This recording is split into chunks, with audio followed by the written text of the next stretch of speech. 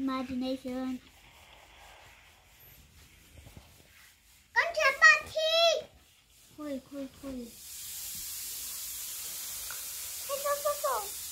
Trên mấy nỉ rồi. À thi so. Khuấy bắn thùng ơi. Khuấy sao có mẹ đấy? Gì? Ui!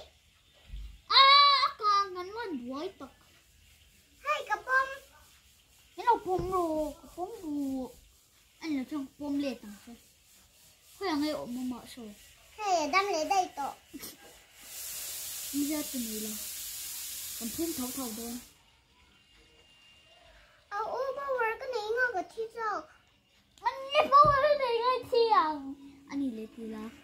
Ôi, power cái này thi rồi. Power này là. Ôi, cái này thi rồi anh kiếm thi. Anh kiếm mấy này đi lộ mặc về. Power cái này thi rồi. Power này đàn tụi chứ mơ.